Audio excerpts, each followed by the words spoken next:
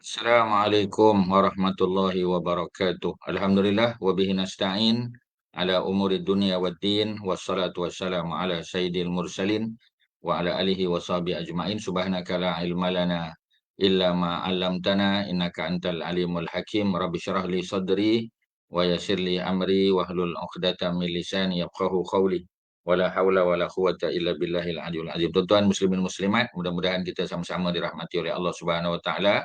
Alhamdulillah ya, pada hari ini kita menyambung perbincangan kitab Sirah Nurul Yakin fi Sirati Sayyidil Mursalin ya.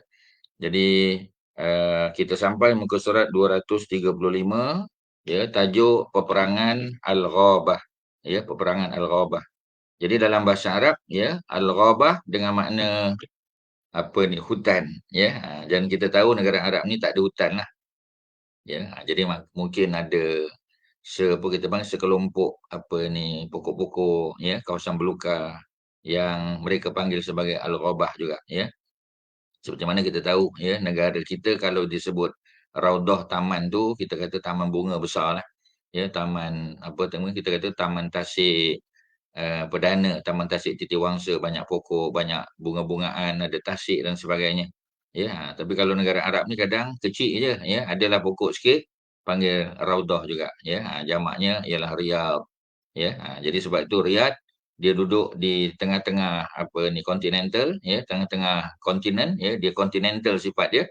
Tetapi macam tadilah ya, dinamakan sebagai Riyadh, jamak bagi perkataan Raudhah, mana taman ya, mudah-mudahan dia jadi taman ya. Ini kita panggil tafaul saja, dinamakan sesuatu dengan nama yang baik ya, mudah-mudahan dia menjadi baik juga ya, amin ya rab.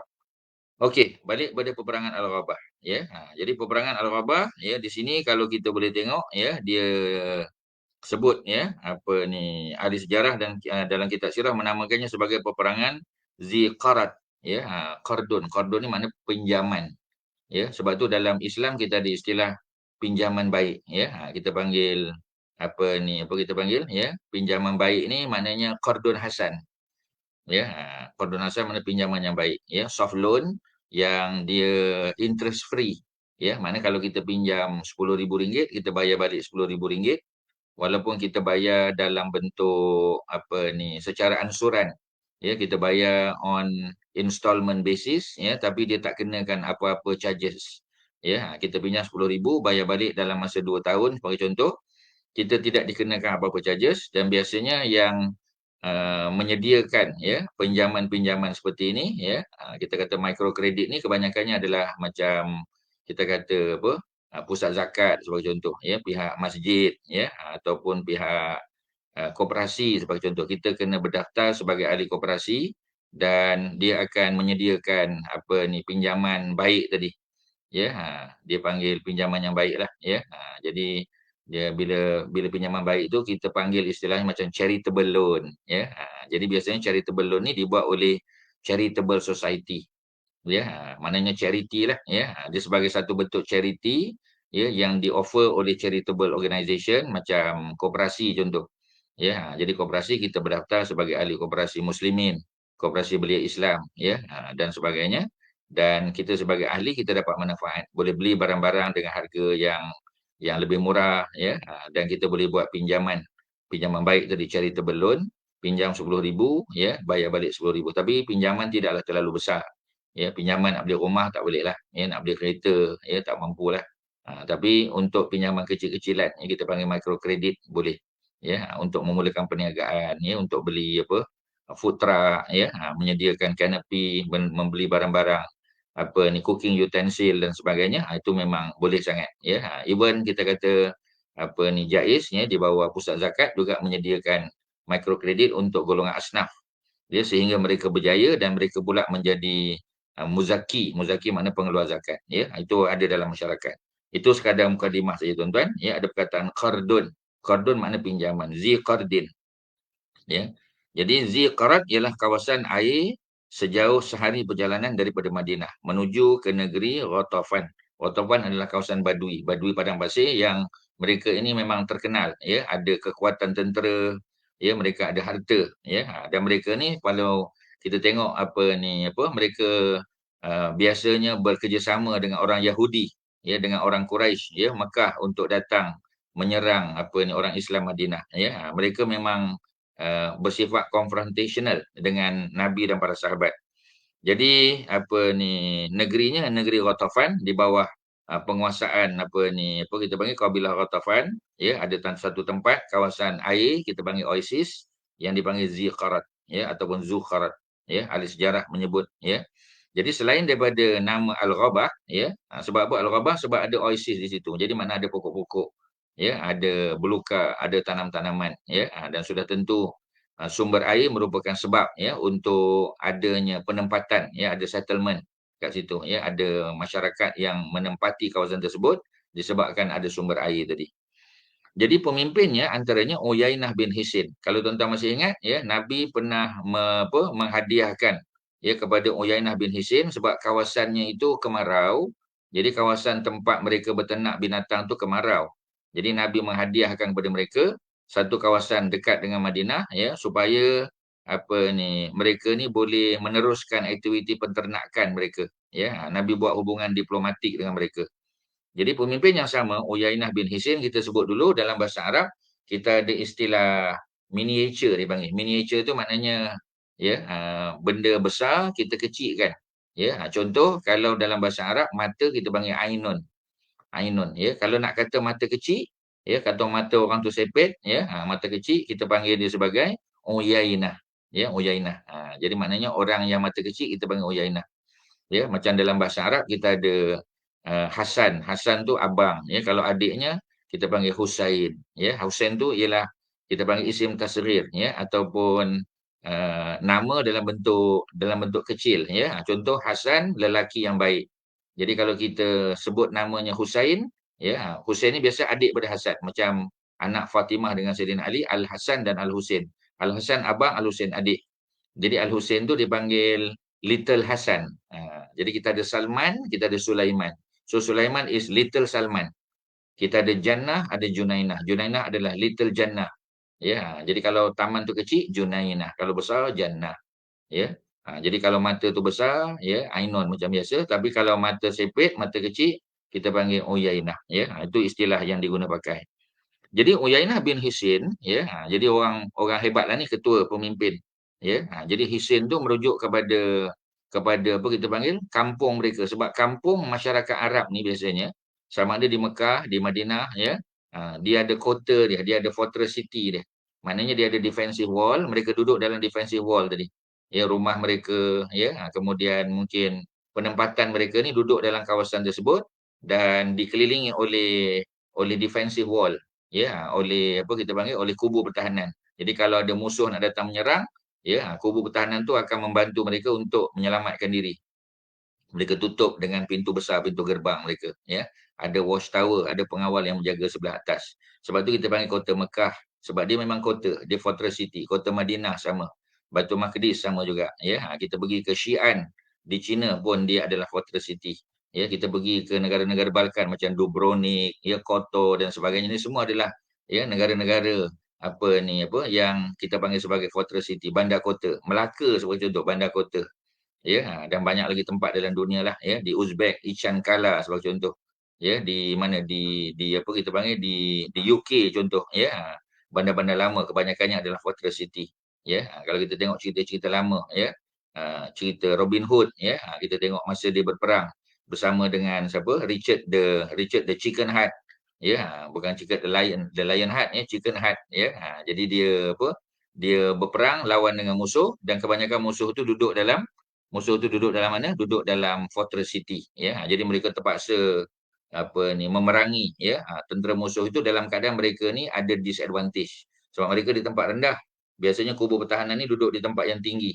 Ya, jadi kubu pertahanan duduk di tempat yang tinggi, ya, dan ada fortress city, ada pengawal, ada pemanah di sebelah atas, ada pemain lembing di sebelah atas. Jadi kita di sebelah bawah ni, ya, agak disadvantage sikitlah, ya. Kerana kita duduk di tempat rendah dan terpaksa bertahan, ya, untuk kita masuk menyerbu. Seperti mana tuan-tuan tengok dalam cerita Kingdom of Heaven, ya, cerita Sultan Salahuddin Al-Ayyubi, macam mana kaedah yang diguna pakai untuk menguasai kota Jerusalem ataupun Baitul Maqdis. Mereka berada di luar, mereka menggunakan katapul, berperang pada waktu malam, ya, dan akhirnya mereka berjaya, ya, menguasai Baitul Maqdis dengan izin Allah Subhanahu Wa Taala. Tu cerita dia tuan-tuan, ya. Okey, jadi apa ni, dalam bahasa Arab kita panggil hisnun. Ya, sebab itu ada satu kitab zikir, ya, zikir doa harian kita pagi, petang, siang, malam, ya, kita panggil Hisnul Muslim. Hisnul Muslim ni dalam terjemahan Englishnya kita panggil The Fortress of Muslim. Fortress of Muslim sebab dia mengajar kita zikir lepas solat, waktu pagi nak baca apa, waktu duha, ya, waktu petang, waktu malam, sebelum tidur, ya, bangun pada tidur, selepas wuduk, ya, semua doa-doa dia ajar dihimpunkan dalam satu kitab, ya. Apa ni, satu kitab yang apa kita panggil, ya, satu kitab yang kecil je tapi sangat bermanfaat, ya, very apa ni kita panggil, ya, very beneficial lah, ya, untuk kita menguasai kitab ni. Ya, tuan-tuan boleh tengok buku tu secara online saja, ya. Kalau tak salah ustaz, ya, apa ni, apa, An-Nida juga pernah mengeluarkan, ya, publish buku ni, ya, Persatuan An-Nida. Begitu juga kita kata Doktor apa ni, Abdul Basit, ya, Datuk Doktor Abdul Basit, ya, Abdul Rahman juga ada menterjemah, ya, Hisnul Muslim yang dikarang oleh apa ni, Syekh Said Al-Qahtani, ya. Said Al-Qahtani ni beliau apa ni, apa kita panggil, ya, ulama di Timur Tengah, di Saudi, dan bukunya diterjemah dalam bahasa Melayu oleh Dr. Abdul Basit, Datuk Dr. Abdul Basit. Pernah terjemah sejak beliau belajar di Madinah lagi. Ya, dan buku itu diterbitkan di Mekah, ya, di Madinah, ya. Dan tuan-tuan boleh pergi ke Mekah Madinah, tuan-tuan cari buku ni ada jual. Buku bahasa Melayu tapi dijual di kedai Arab. Ya, jadi buku itu telah diterbitkan semula oleh banyak publisher, tuan-tuan boleh dapatkan secara online lah, ya. Bagus buku tu tuan-tuan. Okey, Uyainah bin Hisn bersama 40 orang tentera berkuda. Ya, jadi mereka ni juga datang daripada kabilah yang sama, kabilah Ghatafan. Ya, kita sebut tadi, ya, kawasan apa ni, Oasis tadi pun, ya, yang kita panggil sebagai Ziqarat tadi. Ya, jadi mereka ni Uyainah bin Hisn bersama 40 orang tentera berkuda, mereka datang daripada kabilah ataupun Bani Abdullah bin Ghatafan. Ya, jadi apa yang mereka buat tuan-tuan, ya? Mereka melancarkan serangan dan merampas unta daripada pengembalanya. Jadi ada, ya, di kalangan apa kita panggil sekutu Rasulullah, ya, yang mengembala di situ, ya, dan apa yang berlaku? Yang berlaku ialah nota kaki di bawah mereka membunuh pengembalanya, menawan isterinya, ya, dan merampas unta susunya. Ya, ini sebagaimana yang disebut oleh Ibnu Hisham. Ya, Sirah Ibnu Hisham sudah ada terjemahan, ya, dalam bahasa Melayu kita ada, bahasa Indonesia pun ada. Yang bahasa Indonesia lebih baik, ya, kerana ada editing. Ya, jadi kalau kita nak beli buku biasanya kita beli yang edited version lah tuan-tuan. Ya, edited version tu jauh lebih baik kerana ada apa ni, apa kita panggil, ya, dia ada apa istilahnya tuan-tuan, ya. Dia ada apa, ya? Dia ada istilah apa kita panggil, ya. Macam apa nak sebutnya? Dia punya editing ni maknanya dia ada status hadis contoh. Ya, disebut riwayat fulan bin fulan, ya, daripada Nabi SAW, ya, ada dalam kitab mana contoh, ya. Jadi apa ni, buku yang ada editing ni, ya, dia ada takhrij hadis, dia panggil takhrij hadis, maknanya ada editing dari segi hadis. Dia akan tentukan betul ke hadis ni duduk dalam kitab ni. Ya, Imam At-Tabrani contoh meriwayatkan, ya, dalam kitab Mu'jam, ya, Mu'jam apa ni, apa kita panggil At-Tabrani, ya. Kemudian Mu'jam yang mana? Sebab Mu'jam ada 3, ya. Mu'jam Kabir ke, ya, Mu'jam Saghir ke, Mu'jam Mutawassit ke, ya. Kemudian status hadisnya bagaimana? Jadi para ulama, ya, editor akan cari balik hadis itu, akan takhrij hadis itu, buat editing dan menentukan status hadis itu dan dimasukkan dalam kitab tadi Ibnu Hisham, ya, untuk upgrade, ya, kualiti hadis-hadis dia supaya kita merujuk pada hadis yang sahih, hadis yang hasan sebagai contoh. Ya, itu Sirah Ibnu Hisham sudah ada dalam pasaran, ya, dia 3 jilid semuanya. Kemudian kitab-kitab lainlah Jawami As-Sirah, ya, As-Sirah Al-Halabiyah ni semua belum ada terjemahan bahasa Melayu lagi. Ya, kalau Sirah Ibnu Hisham dalam English pun ada tuan-tuan. Ya, diterjemah oleh orientalis lah, ya. Kemudian apa ni, apa lagi? Jadi mereka telah menyerang, ya, membunuh apa pengembala, menawan isterinya, ya, keluarganya dan juga mengambil merampas, ya, unta-unta tadi. Berita tersebut sampai ke pengetahuan baginda Nabi sallallahu alaihi wasallam. Penyampainya ialah Salamah bin Al-Aqwa.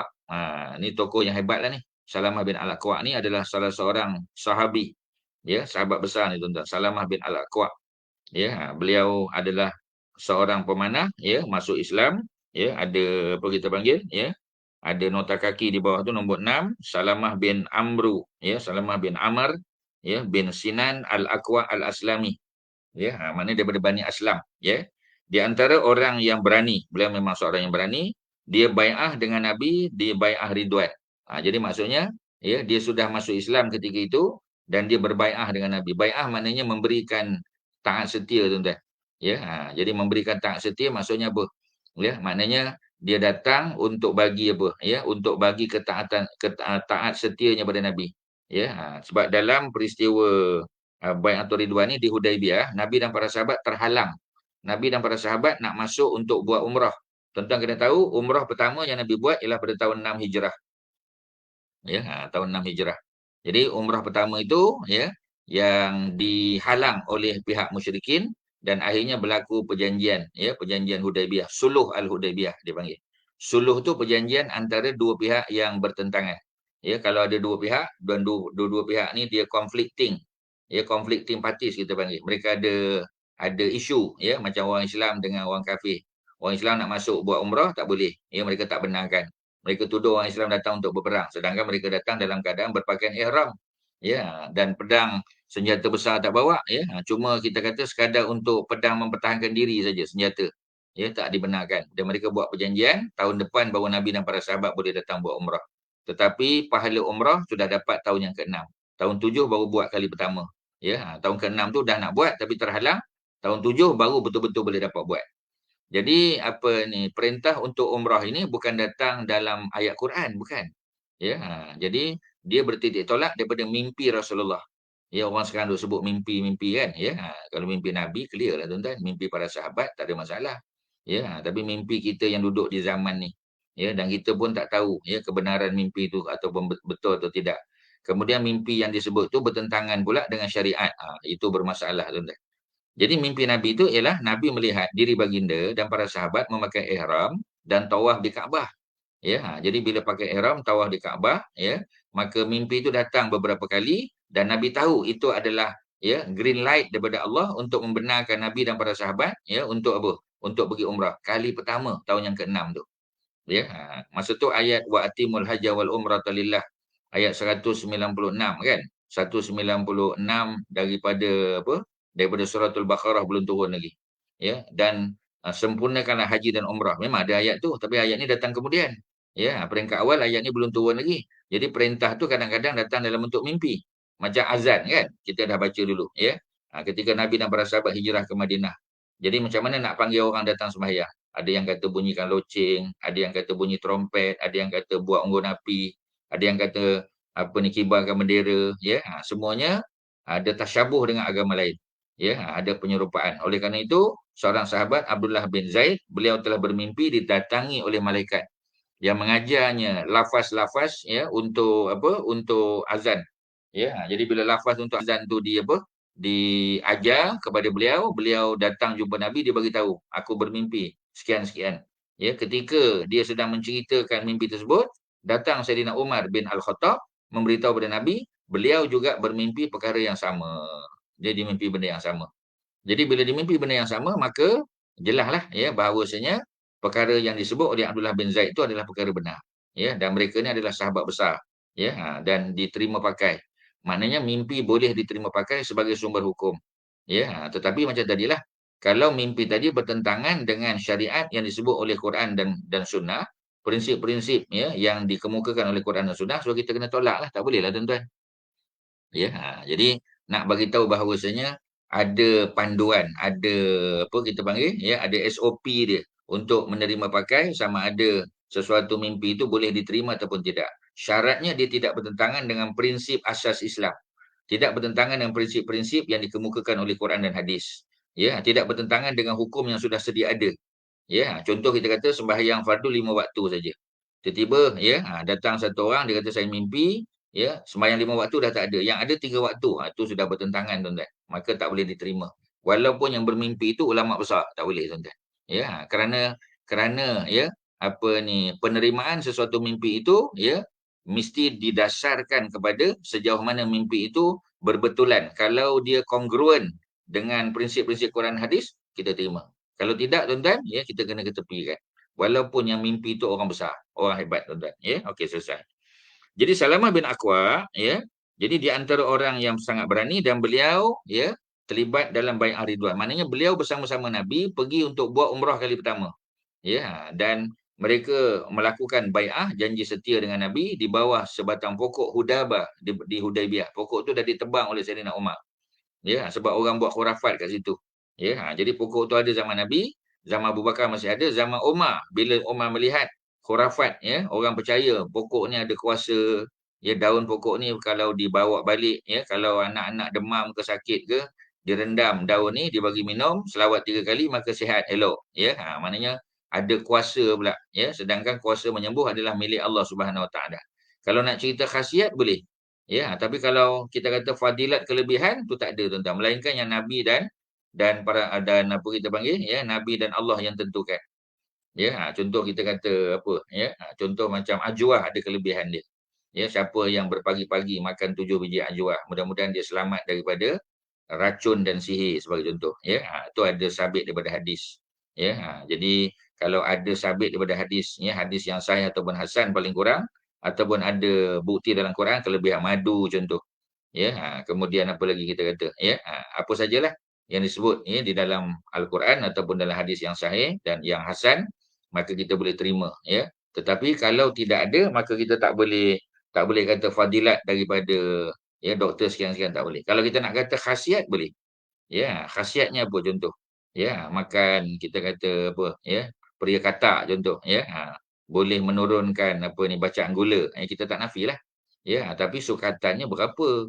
Ya, jangan yang berlebih-lebih pula, ya. Sampai kita kata, ya, sampai sampai apa kita panggil, ya, memudaratkan diri kita, ya. Jadi yang itu perlu ada kajian daripada doktor-doktor pakarlah, ya, pakar pemakanan, ya, kemudian ahli farmasi, medical doctor dan sebagainya. Ya, mesti dapat dapat nasihat juga. Tak boleh kita main ambil sesuka hati saja.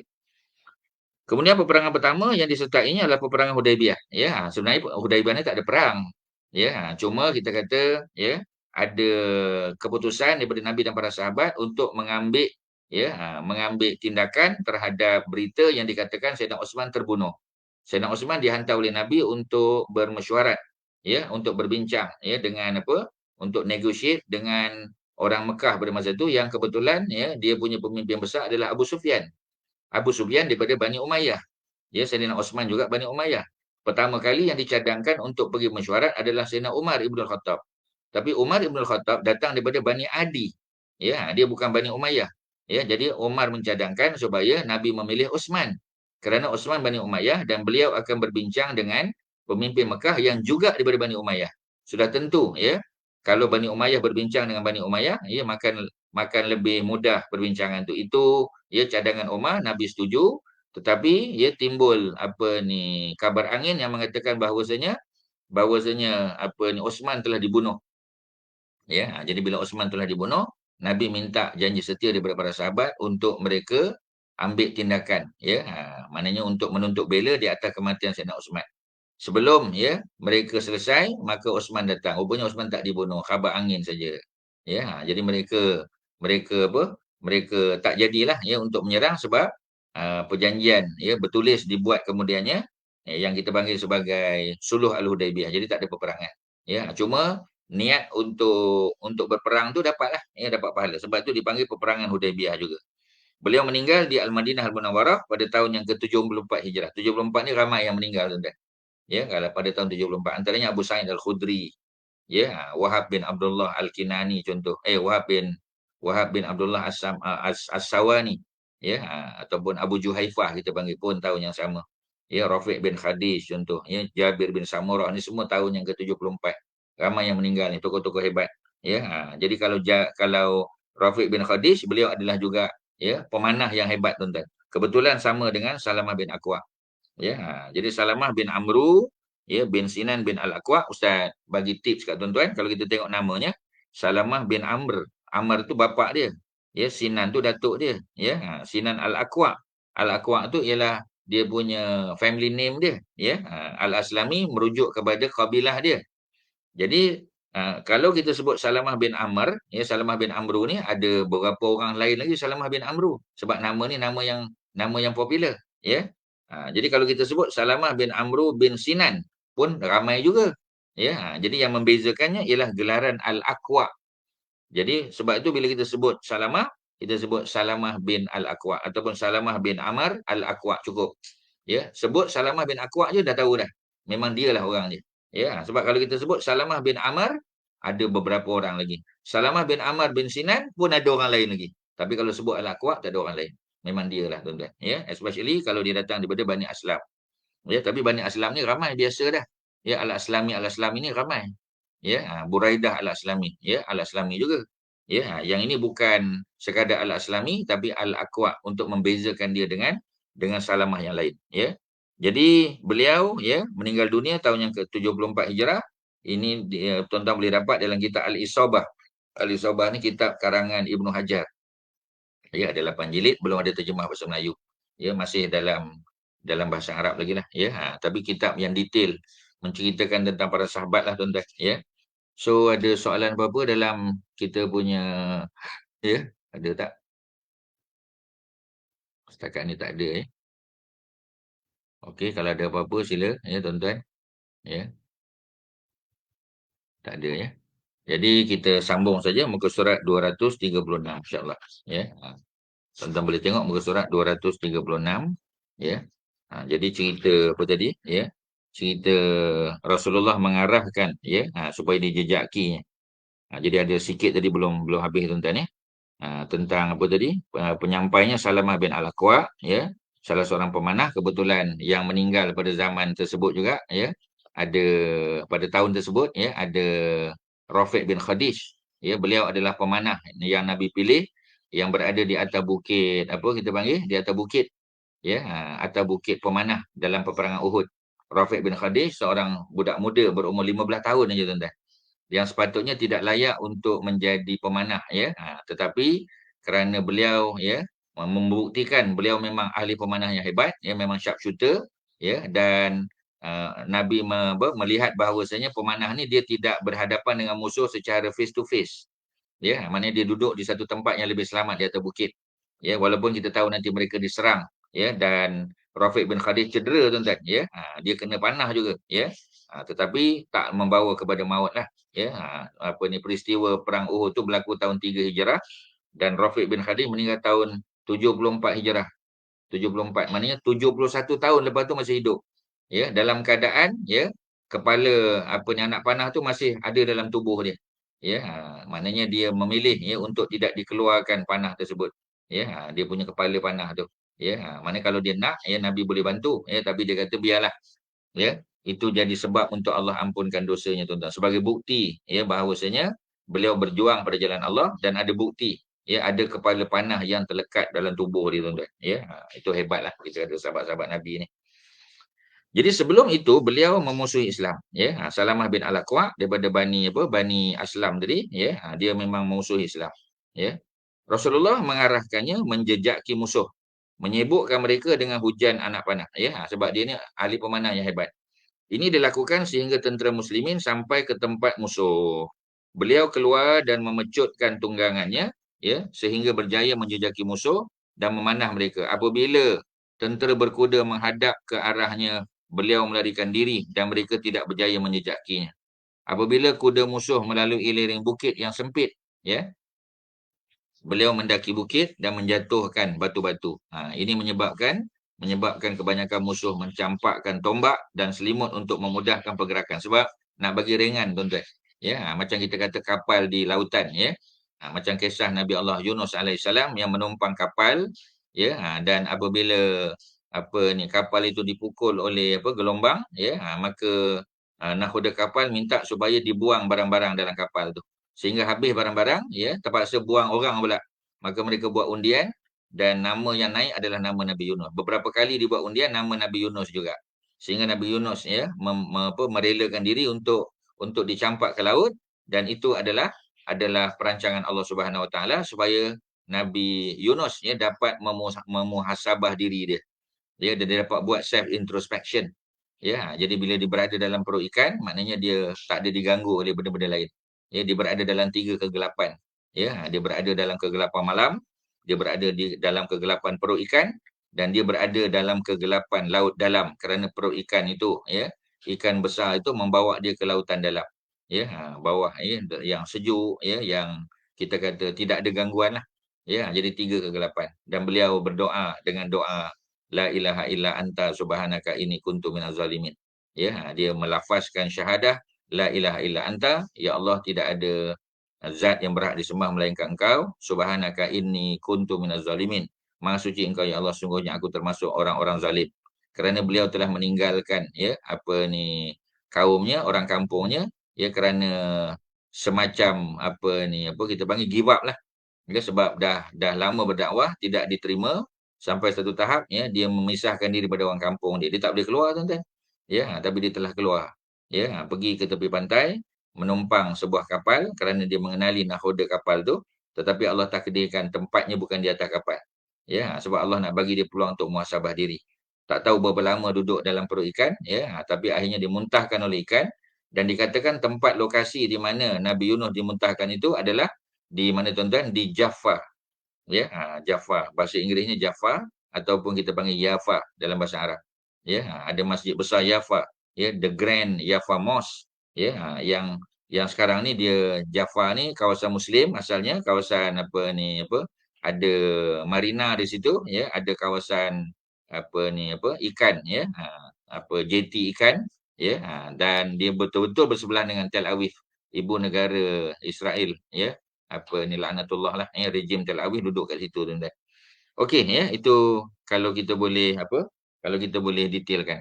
Jadi tuan-tuan boleh apa, boleh tengok, ya, ceritanya tadi Nabi Allah Yunus alaihissalam, cerita ikan tadilah, ya. Jadi apa, musuh, ya, sudah membuang, ya, barang-barang yang mereka rasa akan membantutkan pergerakan mereka, melambatkan pergerakan mereka tu, ya. Salamah terus menjatuhkan batu sehingga tentera muslimin sampai. Sebelum itu Rasulullah sallallahu alaihi wasallam telah mengajak para sahabat menyertai peperangan tersebut, ya, dan mereka menyahut dengan baik. Ya, orang pertama yang Rasulullah jumpa ialah Al-Miqdad bin Amru ataupun Al-Miqdad bin Al-Aswad. Ya, jadi dia ada dua bapa lah, satu bapa angkat, satu lagi bapa bapa kandung dia. Ya, Al-Miqdad bin Amru. Ya, biasa orang kenal Al-Miqdad bin Al-Aswad. Ya, beliau adalah kawan baik pada Saidina Ali, tuan-tuan. Ya, tuan-tuan ingat dalam peperangan apa? Dalam peperangan apa ni, apa? Peperangan Khaybar, ya. Di mana ketika itu Saidina Ali sakit mata. Ya, dan Al-Miqdad yang bagi tahu kepada Nabi, sebab Miqdad dengan Ali duduk di kemah yang sama. Ya, bila Nabi tanya, "Mana Ali?" Kata Miqdad, "Ali diserang sakit mata." Maka Nabi panggil, ya, Ali, ya. Miqdad pergi panggil Ali, bawa jumpa Nabi, dan Nabi telah apa? Nabi telah meruqyah, ya, dengan air liur Nabi yang mulia, ya, diludah ke mata Ali dan mata Ali sihat, ya, dan lebih cerah daripada sebelumnya lagi. Jadi itu cerita Al-Miqdad bin Amru ataupun Al-Miqdad bin Al-Aswad. Al-Aswad tu bapa angkat dia lah. Ya, sebab dulu, ya, orang nisbahkan anak angkat kepada bapa angkat, tapi tak boleh. Ya, even orang Mekah panggil Zaid bin Harisah Zaid bin Muhammad. Tapi kemudian bila turun larangan, ya, maka kita dah baca kan, ya, cerita sebelum ni. Ya, apa kita panggil? Cerita tentang dinafikan bahawasanya apa ni, Nabi Muhammad tu adalah bapa kepada Zaid bin Harisah. Maka Muhammadun aba ahdin min rijalikum. Ya, surah Al-Ahzab ayat yang ke-40 kan. Kita dah baca dulu muka surat 226, tuan-tuan boleh tengok balik. Muka surat 226 ketika kita menceritakan tentang hukum, ya, membinkan anak angkat kepada bapa angkat, ya, ada larangan. Ya, tidaklah Muhammad itu bapa kepada seseorang lelaki dewasa. Ya, bukan nama Nabi tak ada anak lelaki, ada, tapi anak lelaki Nabi 3 orang. Al-Qasim, yang kedua ialah apa ni, Abdullah At-Tahir ataupun Abdullah At-Tayyib, yang ketiga adalah Ibrahim, ya. Jadi semua tiga-tiga anak Nabi itu meninggal sebelum berusia 2 tahun. Sebab itu dalam surah Al-Ahzab, ya, surah yang ke-33 ayat 40, ya, Allah sebut makana Muhammadun, tidaklah Muhammad itu aba ahadin, ya, menjadi bapa kepada mana-mana orang min rijalikum, daripada lelaki dewasa kamu. Ini kerana anak Nabi dia meninggal sebelum dewasa. Jadi tidak ada anak lelaki dewasa. Ya, Nabi ada anak lelaki, ya, sebab itu ada tambahan min rijalikum. Kalau aba ahadin, ya, aba ahadin apa ni, bapa seseorang daripada kamu, ya, aba ahdin minkum, tapi di sini ada tambahan perkataan rijal. Ya, aba ahdin min rijalikum. Jadi perkataan rijal itu ya spesifikkan siapakah sebenarnya yang dirujuk dalam hadis ini, dalam ayat ini. Jadi dia bukan ya, nabi bukan makna tak ada anak lelaki, ada, tetapi yang dirujuk adalah anak lelaki yang hidup sampai dewasa. Ya, jadi nabi itu disebut oleh Allah sebagai walakin rasulullahi wa khataman nabiyyin. Nabi itu adalah pesuruh Allah dan nabi juga adalah khatam. Apa makna khatam? Khatam makna penutup, ya, penyudah kepada para nabi. Wa kanallahu bikulli syai'in alima. Allah yang Maha tahu, ya. Antaranya mengapa sebab anak-anak nabi diwafatkan masa kecil. Kita dah bincang dulu, ya. Antara sebabnya ialah supaya ketika nabi wafat tidak ada isu, ya, yang orang akan kata, oh, oleh kerana nabi wafat maka anak nabi lah jadi khalifah. Ya, sebab Allah nak bagi tahu bahawasanya jawatan khalifah tidak diwarisi.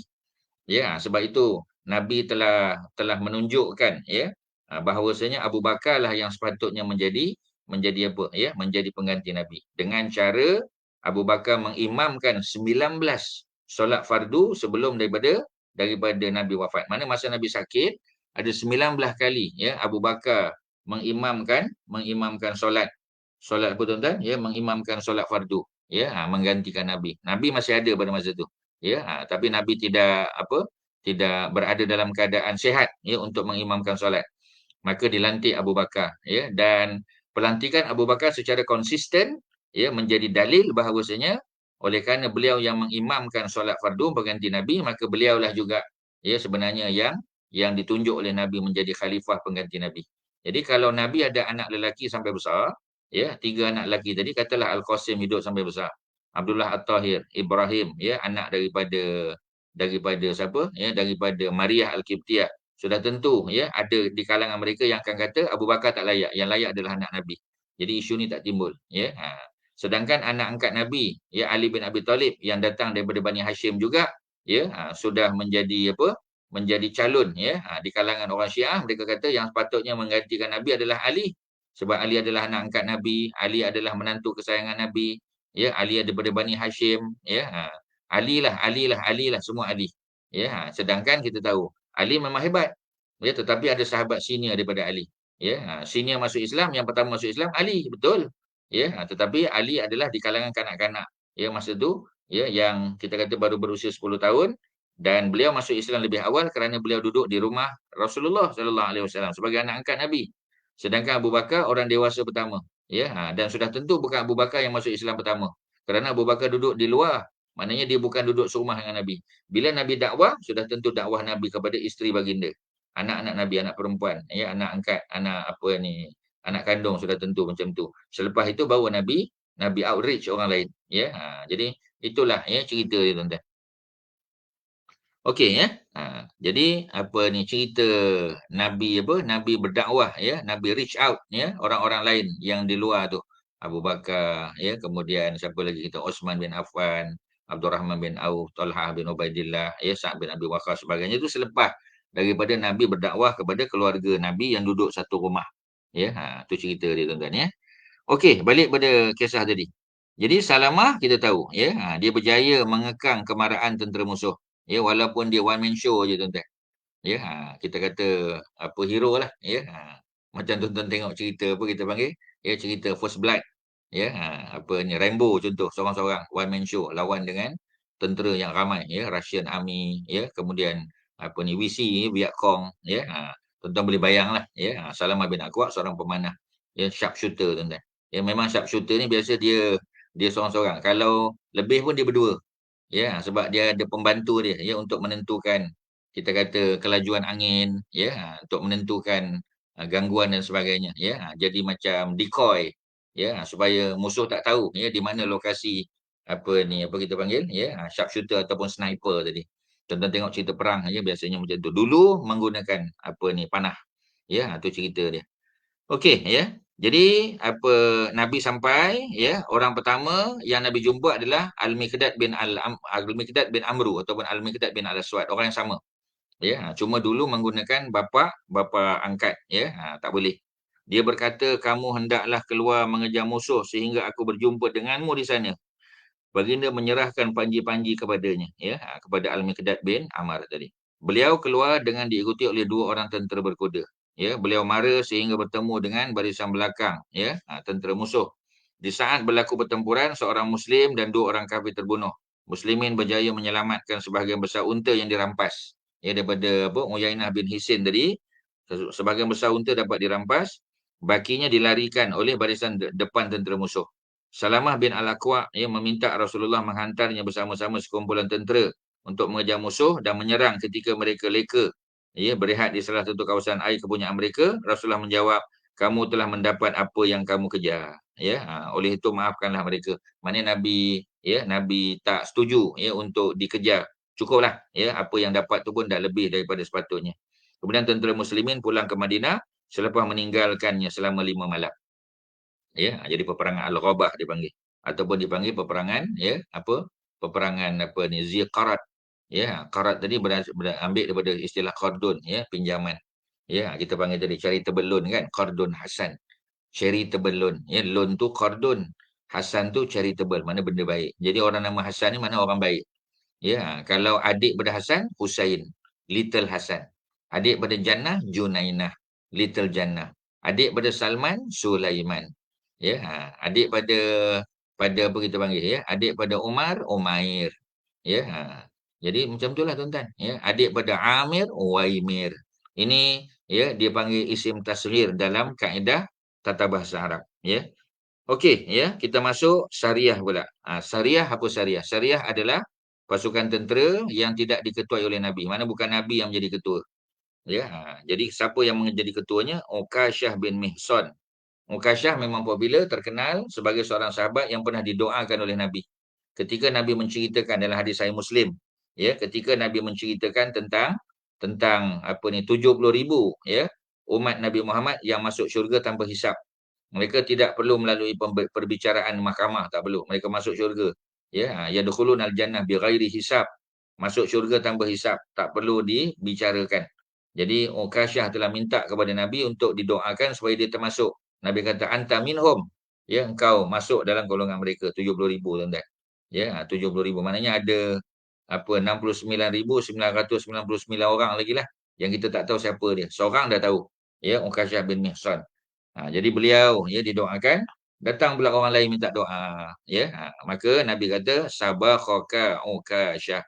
Ya, engkau telah didahului oleh Uqasyah. Maknanya Nabi bagi first come first serve, tuan-tuan. Jadi sebab tu dalam hidup ni, terutamanya dalam bab ibadah, kalau kita ada peluang kita grab. Ya, grab the opportunity. Be the first person to grab the opportunity. Jangan tunggu-tunggu, tuan-tuan. Tunggu orang buat tak, ya, jangan tunggu. Kita dulu buat. Dan dengan syarat kita tahu benda tu benda betul, benda baik. Ya, so kita buat. Bila kita buat, kitalah dapat kelebihan dia, tuan-tuan. Ya.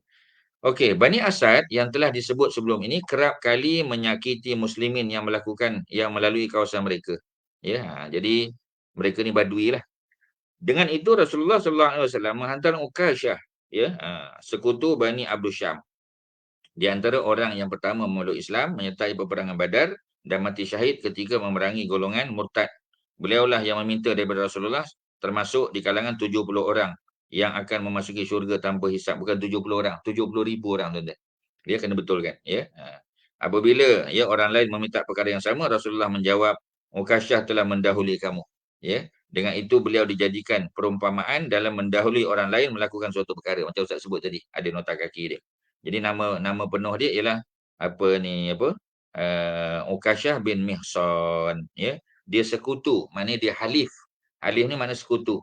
Ya, jadi dia bukan daripada Bani Abdul Syam. Bani Abdul Syam ni adalah keluarga Utbah bin Rabi'ah, keluarga Abu Sufyan lah. Ya, bukan, ya. Jadi mereka ni sekutu saja. Macam kita kata Macam kita kata siapa contoh dia? Bilal bin Rabah. Bilal bin Rabah dia Al-Habsyi, dia daripada Eritrea, Ethiopia. Ya, tetapi dia Bilal Al-Habsyi, apa kita panggil tadi? Bilal bin Rabah ada di hujung tu, ya, Bilal bin Rabah At-Taimi. Sebab apa At-Taimi? Kerana beliau sekutu pada Bani Taim. Yang membebaskan Bilal bin Rabah adalah Abu Bakar As-Siddiq. Abu Bakar As-Siddiq daripada Bani Taim, At-Taimi. Ya, macam juga kita kata Aisyah, ya, At-Taimiyah. Ya, macam juga Talha bin Ubaidillah At-Taimi. Jadi oleh kerana Abu Bakar yang membebaskan Bilal bin Rabah, ya, jadi beliau dinisbahkan dengan istilah At-Taimi juga, Bilal bin Rabah At-Taimi. Ya, maknanya beliau bukan asal daripada Bani Taim, tapi beliau bersekutu. Ya, beliau dianggap keluarga Bani Taim kerana beliau telah dibebaskan. Beliau adalah seorang hamba, ya, abdan mamlukan yang dibebaskan. Maknanya beliau adalah maula. Itu istilah dia, tuan-tuan. Jadi kita ada istilah abdun mamluk, maknanya hamba sahaya. Kemudian kita ada istilah maula. Ya, contoh Bilal bin Rabah, dia adalah seorang hamba, ya, yang bekerja dengan siapa kita panggil, ya, dengan apa ni, dengan Umayyah bin Khalaf. Ya, jadi Umayyah seksa dia bila dia tahu Bilal masuk Islam. Abu Bakar datang, Abu Bakar beli Bilal, bebaskan dia daripada perhambaan. Maka dia bukan lagi abdan mamlukan, dia sudah menjadi apa kita panggil, dia sudah menjadi maula. Ya, kalau lelaki, kalau perempuan maulatun, maulat. Lelaki maula, min waw lam alif, maula. Ya, kalau perempuan maulatun, min waw lam alif ta.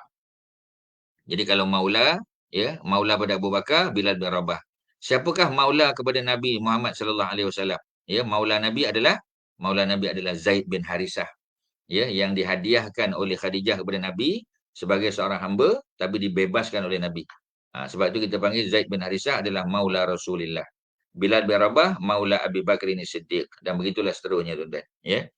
Okey, jadi Ukasyah bin Mihsan, ya, bersama 40 orang penunggang melancarkan serangan terhadap mereka, ya. Jadi dia apa kita panggil, dia ditugaskan mengetuai. Apabila muslimin hampir sampai ke negeri mereka, mereka mengetahui kemarahan tersebut lalu melarikan diri. Mereka tak tunggulah, tak berhadapan, ya, face to face, tapi mereka lari. Di situ muslimin mendapati seorang lelaki yang sedang tidur. Ya, jadi ada orang tidur kat situ. Ya, dia diberikan jaminan keamanan dan diminta, ya, untuk menunjukkan kawasan simpanan binatang ternakan. Ya, Bani Asad. Jadi dia ditanya, ya, jadi tak terlibat, ya. Dia tidur kebetulan. Jadi dia diminta untuk membantu maklumat, memberi maklumat. Muslimin, ya, berjaya apa, tuan-tuan, ya? Berjaya membawa balik 100 ekor unta ke Madinah dan peperangan tidak berlaku, ya. Walaupun dipanggil sebagai peperangan macam tadi kita kata Hudaibiyah. Ya, peperangan Hudaibiyah, peperangan tak berlaku. Ya, tapi dapat pahala sebab mereka, ya, bercita-cita untuk mengambil tuntut bela di atas kematian Osman kerana sudah viral, ya, Osman tu terbunuh, tapi rupanya Osman tak terbunuh. Ya, bila Osman tak terbunuh, apa yang mereka buat? Ya, mereka diberikan pahala juga. Sama macam Syariah, ya, pasukan tentera military campaign yang diketuai oleh Ukasyah bin Mihsan. Hebatlah Ukasyah ni, tuan-tuan. Ya, dijamin syurga, masuk syurga tanpa hisap 70,000 tadi, ya. Seperti mana hadis dalam Sahih Muslim. Syariah Muhammad bin Maslamah. Ni kita kata di assassin. Ya, dia adalah pegawai tugas-tugas khas. Tuan-tuan jangan lupa, ya, ketika ada seorang penyair Yahudi, ya, namanya Ka'ab bin Ashraf, orang yang handsome, orang yang banyak duit, banyak harta, ya, seorang yang sangat berpengaruh dan pandai kompos syair dan pandai menyampaikan syair, ya, tetapi beliau sangat sangat lucah mulutnya, tuan-tuan, ya. Membuat syair-syair lucah, ya, menghina isteri Nabi, menghina perempuan-perempuan muslimin, menghina Islam, ya. Jadi ketika Nabi nak mengangkat seorang lelaki untuk mengambil tindakan terhadap Ka'ab, maka Muhammad bin Maslamah lah yang terpilih, ya. Pada bulan Rabiul Awal, Rasulullah sallallahu alaihi wasallam mendapat berita bahawa penduduk Zulqasah, ya, Zulqasah, ya, ada nota kaki di bawah, nama tempat yang terletak sejauh 24 batu daripada Madinah, melalui jalan, ya, Rabzah. Rabzah ni adalah tempat jin bertendang. Rabzah ni adalah tempat di mana seorang sahabat Nabi, Abu Zar Al-Ghifari, ya, Abu Zar Al-Ghifari telah dibuang negeri di sini. Ya, beliau bersama isteri dan anak lelakinya, ya, telah dibuang negeri di sini kerana Abu Zar Al-Ghifari telah mengkritik, ya, mengkritik pemerintahan Muawiyah bin Abi Sufyan, gubernur di negeri Syam, dan kemudian bila beliau balik ke Madinah, beliau telah mengkritik, ya, cara pelaksanaan Osman bin Affan dari segi harta. Ya, maknanya Osman agak sedikit bermewah-mewah pada pandangan Abu Zar, dan dia kata Nabi tak macam ni. Umar tak macam ni, Abu Bakar tak macam ni. Sebab apa Osman nampak lebih mewah? Kerana memang dan Osman ni orang kaya. Ya, dia bukannya, ya, apa kita panggil milioner, dia bilioner, lebih pada tu lagi, tuan-tuan. Trilioner mungkin, ya. Jadi oleh kerana itu sebab pandangan Abu Zar itu agak ekstrim, ya, bukan pandangan mainstream. Tapi pandangan ekstrim, ya, maka Abu Zar telah dibuang negeri bersama dengan isteri dan anaknya ke Rabzah. Ya, sehingga nanti ketika Abu Zar apa kita panggil, ya, meninggal dunia, ya, dikatakan yang memandikan jenazahnya hanya 2 orang saja. Bukan sebab orang tak nak mandikan jenazah, sebab tak ada orang. Tempat jin bertendang. Ya, isterinya Ummu Zar dan anak lelakinya yang kecil yang memandikan jenazah, ya, Abu Zar. Kemudian, ya, ada sekumpulan para sahabat, ya, sebagian riwayat menyebut Abdullah bin Mas'ud melintas di kawasan tersebut dalam perjalanan nak balik ke Madinah. Jadi bila mereka melihat, ya, jenazah Abu Zar, maka mereka lah yang menyempurnakan, ya, pengebumian jenazah Abu Zar tadi. Dan cerita itu dibawa balik, ya, oleh siapa? Oleh Abdullah bin Mas'ud ke Madinah dan diceritakan kepada Osman bin Affan. Maka Osman kata benarlah, ya, seperti mana kata Nabi, Abu Zar Al-Ghifari, ya, ketika hidup dia bersendirian, ketika dia mati bersendirian, dan ketika dibangkitkan oleh Allah di mahsyar pun bersendirian juga. Maknanya, ya, Abu Zar Al-Ghifari orang hebatlah. Dia duduk dalam kelasnya tersendiri, tak sama orang lain, tak boleh sama dengan dia, tuan-tuan. Ya, itu cerita Rabzah tadi, ya. Jadi 24 batu ni kalau terjemahan bagi mil, ya, mil tu, ya. Tapi dia bukan mile. Ya, dia bukan batu maksud yang kita faham ni. Satu batu 1.6 kilometer tu. Jadi satu batu dulu lebih lebih besar lagi. Ya, cuma kita tak tahu berapa ukuran dia, ya. Apa kita panggil, nanti kalau ada peluang kita buat calculation dia, tuan-tuan. Ya, jadi bukan simply 24 batu maknanya 24 miles, bukan. Dia lebih pada tu lagi, tuan-tuan, ya. Jadi perjalanan yang dilalui oleh mereka tadi, ya, ke kampung, ya. Satu tempat nama Zulqasah, ya, Zulqasah ingin menyerang binatang ternakan muslimin yang dipelihara di Al-Haifa tadi. Ya, ini cerita apa kita panggil, ya. Cerita ada orang-orang Badui yang datang untuk menyerang binatang ternakan tadi. Sebab kebiasaannya tempat binatang ternakan ni hanya pengembala saja ada di situ. Kalau ada pun mungkin dia bawa isteri dan anak dia, ya, bersama-sama, ya. Seperti mana tadi kita kata Uyainah bin Hisin tadi, ya, menyerang pengembala unta, ya. Jadi sampai di Haifa, nama tempat yang terletak 7 batu daripada Madinah, ya. Mana 7 mil, bukan mile, tuan-tuan, ya. Jadi tak tahu berapa jaraknya, mungkin lebih daripada, ya, daripada 1.6 kilometer tadi, ya. Maknanya bukan 7 kali 1.6, mungkin lebih lagi, ya. Ataupun sekitar itulah, ya. Macam kilometer kita lah, ya, bukan batu maksud seperti mana batu yang kita faham, ya. Nanti ada peluang kita cerita lebih detail. Jadi Rasulullah sallallahu alaihi wasallam menghantar Muhammad bin Maslamah bersama-sama 10 orang tentera muslimin. Mereka sampai di kawasan musuh pada waktu malam. Musuh telah bersembunyi apabila mendengar kedatangan muslimin.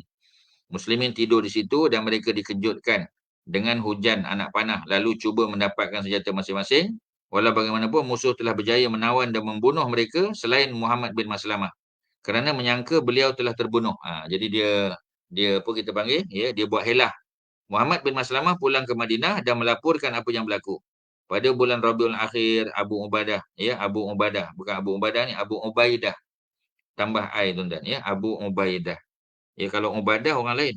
Ya, Ubadah bin Samit tu lain. Ya, jadi Abu Ubaidah. Ya, Amir, namanya Amir. Beliau adalah salah seorang daripada 10 yang dijamin syurga, tuan-tuan. Ya.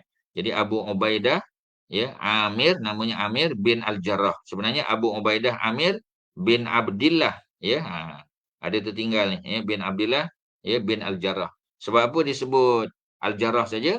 Kerana Amir bin Abdillah itu ramai. Ada ramai, tuan-tuan. Ya, jadi oleh kerana ramai, kita kena bezakan ni. Macam Salamah tadi. Salamah bin Amr. Salamah bin Amr, ya, itu ada ramai. Ya, Salamah bin Amr itu ramai. Salamah bin Amr bin Sinan pun ramai lagi. Tapi Salamah bin Amr bin Sinan, ya, bin Al-Aqwa itu tak ramai. Itu seorang je. Jadi kita clear lah. Jadi Amir bin Abdillah itu ramai. Tapi Amir bin Al-Jarrah tak ramai. Jadi oleh kerana itu nama bapaknya di skip, diletak nama datuk. Boleh tak? Jawapannya boleh. Kerana Amir bin Al-Jarrah adalah seorang lelaki sahabat Nabi 10 dijamin syurga yang hidup zaman Nabi. Jadi ketika, ya, orang ramai address dia sebagai Amr, ya, sebagai Amir bin Al-Jarrah, ya, Abu Ubaidah Amir bin Al-Jarrah, tidak ada bantahan daripada Nabi. Mana Nabi tak tegur, Nabi tak kata jangan, tak ada, tuan-tuan. Ya, jadi bila Nabi tak larang, tak halang, maka apa berlaku, ya? Maknanya penggunaan, ya, apa seorang anak nama seorang lelaki ya dibinkan kepada datuk, itu dibenarkan ya, termasuklah Imam Ahmad bin Hanbal. Kita dah belajar dulu ya, Ahmad bin Hanbal, Ahmad bin Muhammad bin Hanbal nama sebenarnya. Jadi Ahmad bin Hanbal tu Ahmad dibin kepada datuknya Hanbal. Hanbal datuk dia. Nama bapa dia ialah Muhammad ya. Sebab apa tak kata Ahmad bin Muhammad? Beratus-ratus orang tu kan. Nama Ahmad bin Muhammad ni tak tahu beribu mungkin. Jadi untuk bezakan dia tak disebut Ahmad bin Muhammad tapi Ahmad bin Hanbal saja. Boleh tak? Jawapannya boleh. Kerana pada zaman Nabi Abu Ubaidah Amir bin Al-Jarrah juga dibinkan dinisbah kepada datuknya. Ya, salah tak? Ya, zaman lain dibin dinisbah kepada datuk, tak salah. Dengan syarat memang datuk betul, datuk kandung. Ya, kalau tidak tak boleh dibinkan kepada bapa ataupun apa ni datuk selain daripada yang kandung saja. Ya, kalau dia punya apa biological father, biological apa ni grandfather tu boleh. Kalau lain benda tu tak boleh tuan-tuan. Ya, ini kita dah belajar detail sebelum ni. Jadi pada bulan Rabiul Awal Abu Ubaidah Amir ya Amir panjang sikit tu ya Amir ya bin Al-Jarrah ya dihantar untuk menuntut qisas daripada musuh ya, bunuh balas. Sebab tadi kita kata ya kalau tengok daripada jumlah tadi ya Muhammad bin Abdullah bersama 10 orang tentera. Jadi 10 kena bunuhlah. Semua kena bunuh melainkan Muhammad bin Maslamah ya. Bila sampai di kawasan musuh, beliau mendapati mereka telah melarikan diri. Beliau berjaya mendapatkan binatang ternakan dan bawa pulang ke Madinah. Ya, ada lagi Sariyah Zaid bin Harisah. Ya, beliau adalah anak angkat Nabi. Tadi kita tahu Bani Sulaim yang menyertai tentera musyrikin dalam peperangan Ahzab selalu mengganggu muslimin yang melalui kawasan mereka. Pada bulan Rabiul Akhir, Rasulullah menghantar Zaid bin Harisah untuk menyerang mereka di Al-Jumum, nama tempat. Ya. Apabila muslimin sampai di tempat musuh, ya, mereka telah melarikan diri. Di sana muslimin mendapati seorang perempuan daripada Bani Muzinah ataupun Muzainah. Ya, yang lebih tepat Muzainah. Ya, Bani Muzainah. Ya. Jadi Bani Muzinah ataupun Muzainah yang menunjukkan mereka tempat perkemahan Bani Sulaim. Dia di situ mereka memperoleh unta dan kambing dan berjaya menawan beberapa orang lelaki, termasuk yang ditawan ialah suami perempuan tersebut.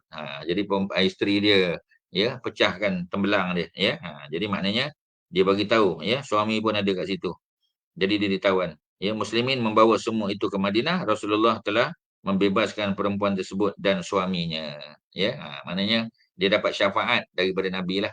Ya, kerana beliau telah menunjukkan, ya telah membantu. Ya, sebab tu kita kata dalam siasatan polis lah kita kata. Ya, kes-kes di mahkamah. Orang yang membantu penyiasatan, ya, yang mendedahkan rahsia, yang memberitahu maklumat-maklumat, ya, yang masyarakat tak tahu, ya, maka dia biasanya diberikan pengampunan ataupun ya diberikan pengurangan hukuman dan seumpamanya, dan bukan beliau saja, suaminya juga dibebaskan. Sariyah Zaid bin Harisah tuan-tuan ya. Sariyah Zaid bin Harisah. Jadi Zaid bin Harisah ya kalau kita tengok beliau bukan saja ya hamba yang dibebaskan mana maula Rasulullah, tapi beliau adalah anak angkat Nabi. Ya, beliau juga ya kita kata telah dikahwinkan oleh Nabi dengan ya kakak angkat Nabi ataupun ibu susu Nabi. Ya, yakni siapa? Yakni Ummu Aiman. Ya, Barakah ya Al-Habasyah juga. Ya, orang hebat juga tuan-tuan. Ya, ni wanita-wanita hebat dalam sejarah Islam. Jadi apa cerita Zaid bin Harisah lagi? Rasulullah mendapat berita bahawa rombongan dagang Quraisy dalam perjalanan pulang daripada Syam menuju ke Mekah. Ya, jadi bila mereka menuju ke Mekah, Zaid bin Harisah bersama 170 tentera ya yang berkenderaan ya dihantar untuk intercept ya untuk menghalang rombongan tersebut. Mereka berjaya menawannya. Dalam rombongan tersebut terdapat Abul As bin Ar-Rabi. Ya, siapa dia Abul As bin Ar-Rabi? Menantu Nabi. Suami kepada Zainab binti Rasulullah. Dia adalah antara penduduk Mekah yang terkenal dengan perniagaannya. Kaya dia. Ya, dia jadi orang kaya dan dia apa kita panggil seorang yang amanah. Ya, dia orang baik tapi dia tak masuk Islam. Belum apa kita panggil belum terbuka hati, belum dapat hidayah lagi.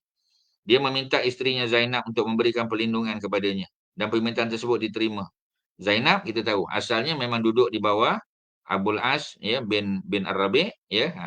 Abul As bin Ar-Rabi ini adalah sepupu kepada Zainab ya. Beliau adalah anak kepada Halah. Ya, dia beliau adalah anak kepada Halah binti Khuwailid. Ya, jadi Khadijah binti Khuwailid ada anak yang nama Zainab, anak sulung mereka, anak sulung perempuan dengan Nabi lah. Ya, kemudian ya, halah kakak kepada Khadijah ataupun adik perempuan Khadijah, ya, sebab kita tak tahu kakak ataupun adik, yang pasti saudara perempuan. Ada anak nama Abul As bin Ar-Rabi', ya. Jadi mereka kahwinkan sepupu ni, adik anak apa? Dua-dua anak mereka ni adalah sepupu. Abul As ketika Nabi ajak masuk Islam, dia tak mau terima Islam. Dia orang baik tapi tak nak terima Islam, ya. Dan beliau ni seorang yang amanah, dia ahli perniagaan.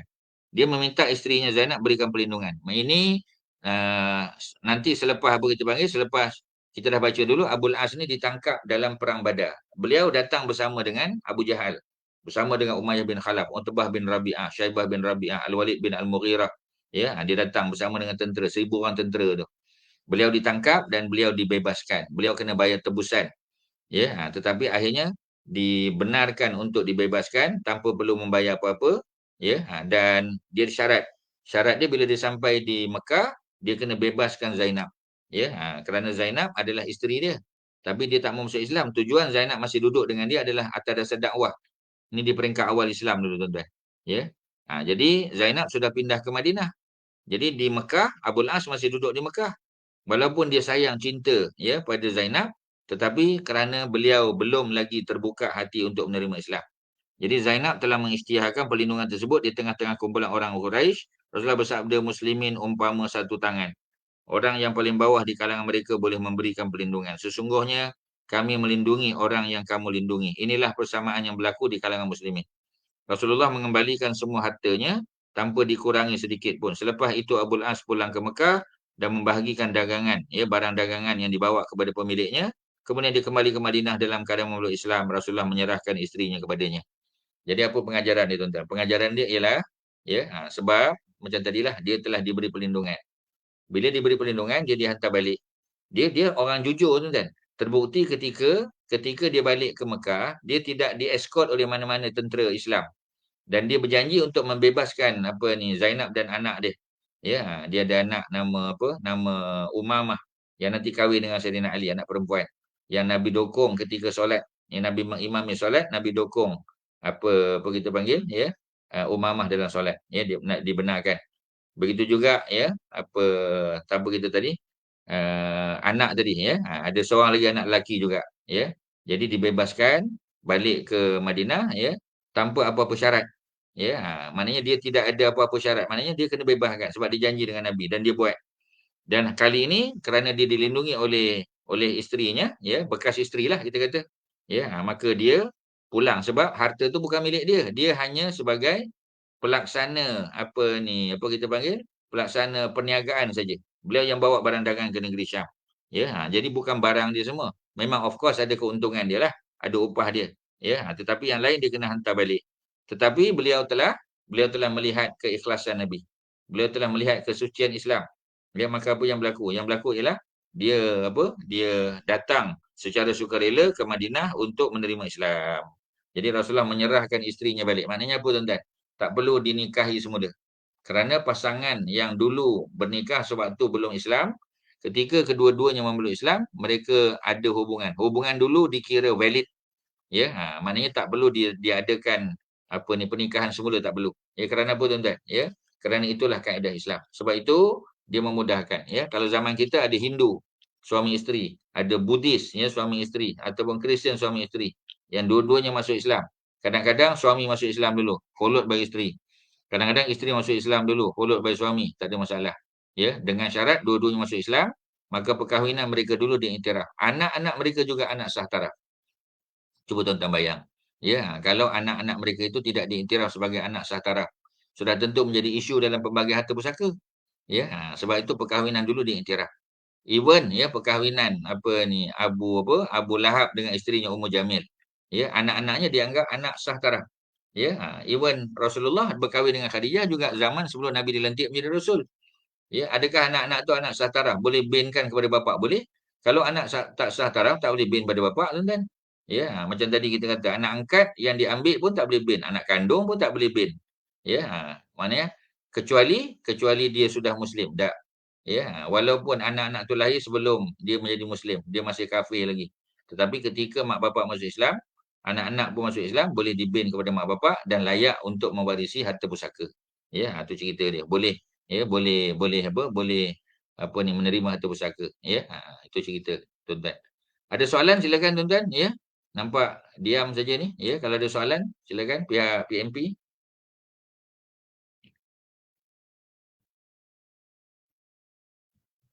Kalau ada tak ada, ya. Kalau tak ada kita teruskan tuan-tuan. Jadi selesai, ya, cerita apa?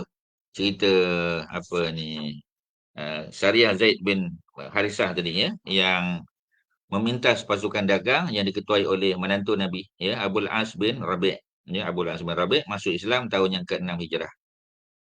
Sekali lagi, ya, Syariah Zaid bin Harisah lagi pada bulan Jumadal Akhir, ya, Jumadal Akhirah. Arab panggil Jumada, orang Melayu panggil Jamadi. Ya, Jamadil Akhir, kalau Jumada Al-Akhirah.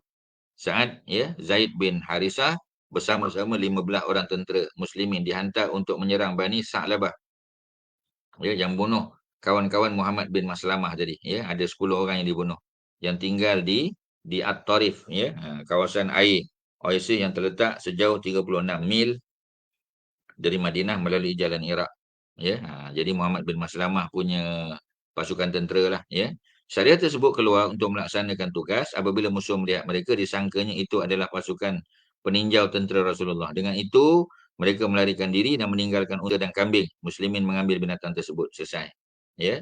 Kemudian bulan Rejab, ya, Zaid bin Harisah dihantar untuk memerangi Bani Fazarah kerana sebelum itu mereka telah menghalang apa ni Zaid yang dalam perjalanan pulang daripada berniaga di negeri Syam. Ya, mereka merampas barang-barang yang dibawa dan hampir-hampir membunuhnya. Apabila sampai di Madinah, beliau menceritakan apa yang berlaku, ya. Dan baginda menghantar beliau bersama-sama beberapa orang tentera muslimin untuk melakukan qisas terhadap Bani Fazarah, ya, yang tinggal di Wadi Al-Qura. Ya, Wadi Al-Qura ada nota kaki di bawah, tempat yang terletak di antara Madinah sejauh 7 malam perjalanan. Ya, biasanya perjalanan ni biasanya tuan-tuan, ya.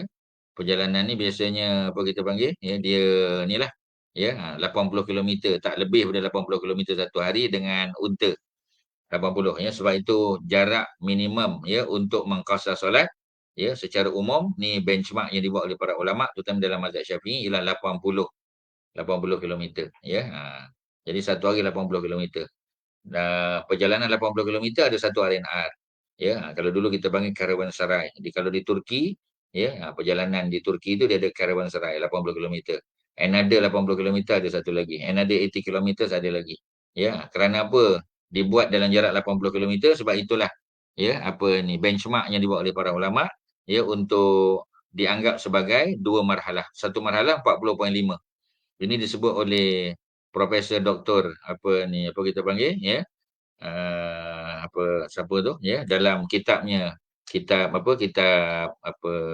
fiqh, ya. Kitab fiqh. Jadi fiqh manhaji, ya.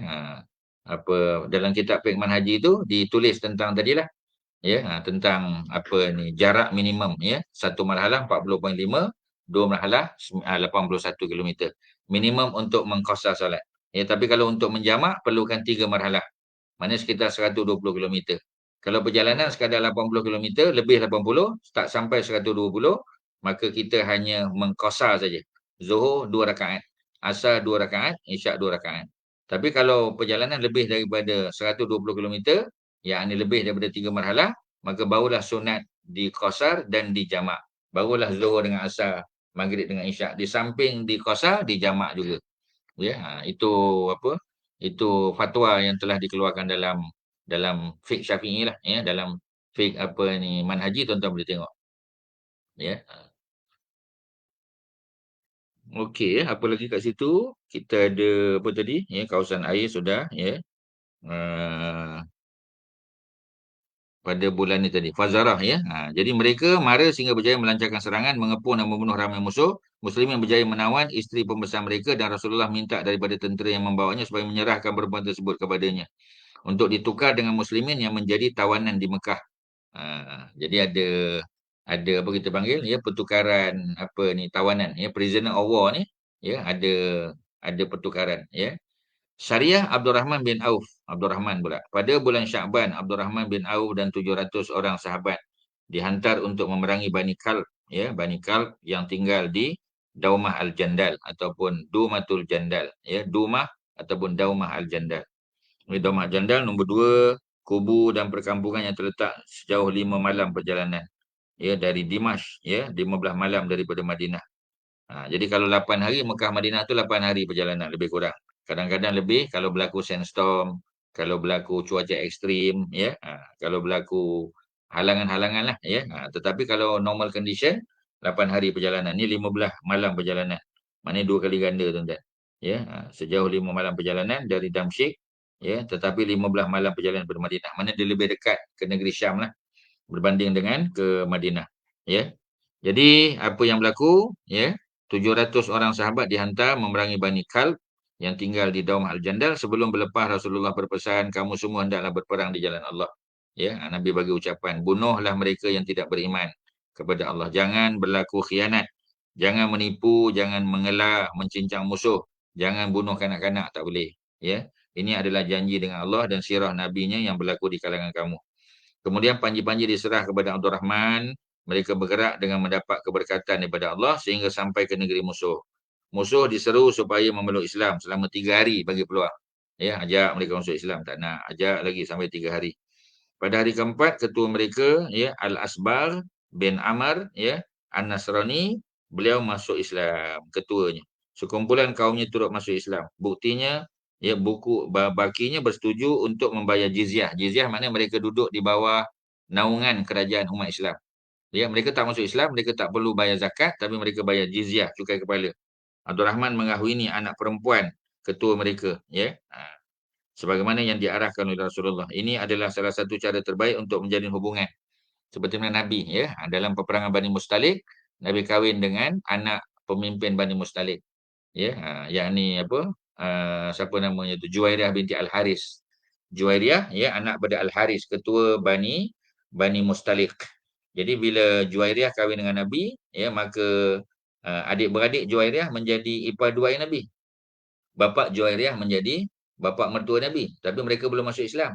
Ya, jadi apa yang berlaku? Para sahabat membebaskan keluarga Juwairiyah binti Al-Haris, ya. Dan apa ni, dikepulangkan semula harta benda mereka. Ya, kerana mereka sudah menjadi keluarga Nabi. Ini membuka ruang, ya, untuk mereka melihat bagaimana, ya, orang Islam adalah pemaaf, dan akhirnya mereka semua masuk Islam. Dia ini salah satu cara dakwah Nabi. Begitu juga dengan apa ni, Abu Sufyan, ya, memerangi Nabi dalam perang Uhud, dalam perang Khandaq. Ya, memang apa ni, permusuhan dia cukup tinggi, cukup tebal. Ya, dia di kalangan Bani Abdul Syams, Bani Umayyah. Ya. Tetapi macam tadilah, ya, setelah Nabi berkahwin dengan anak perempuan dia, yakni Ramlah binti Abu Sufyan. Ya, Ramlah binti Abu Sufyan, anak Abu Sufyan lah. Ya, dan pada masa itu Abu Sufyan apa ni, masih berada di Mekah. Anaknya Ramlah sudah berada di apa? Eritrea. Ya, kita sebut tadi, ya. Dan dikahwini oleh Nabi secara jarak jauh. Diwakilkan Nabi itu oleh Raja Najasyi yang juga telah membayar mahar ataupun mas kahwin, ya, Ramlah. Sebab itu isteri Nabi yang paling banyak, paling tinggi maharnya adalah Ramlah binti Abu Sufyan. Kerana disponsor oleh Royal Family of Eritrea, tuan-tuan. Ya, kalau kita boleh sebut macam tu. Maknanya apa? Ya, maknanya perkahwinan, ya, seorang pemimpin macam dalam konteks ini Nabi Abdul Rahman dan sebagainya dengan anak perempuan kepada pemimpin kaum itu adalah salah satu cara dakwah yang sangat berkesan, tuan-tuan.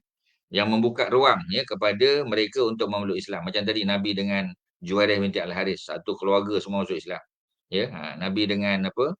Dengan apa ni, Ramlah binti Abu Sufyan, keluarganya, dengan Hindun, dengan Muawiyah, dengan Yazid, semua masuk Islam, tuan-tuan. Ini satu plus point, ya, kepada dakwah, tuan-tuan. Okey, ya. Jadi apa ni, cara terbaik untuk menjalin hubungan ini kerana masing-masing akan mengambil berat antara satu sama lain sebab mereka sudah ada hubungan persemendaan. Alangkah baiknya strategi perdamaian dan berkasih sayang, ya. Jadi ini satu bentuk, ya, dakwah yang sangat berkesan lah. Okey, Syariah Ali bin Abi Talib. Pada bulan Sya'ban, Ali bin Abi Talib bersama 100 orang tentera muslimin dihantar untuk memerangi Bani Sa'ad bin Bakar. Ya, Bani Sa'ad ni, tuan-tuan, tempat di mana Nabi dibesarkan, Nabi disusukan. Ya. Ada soalan, ya?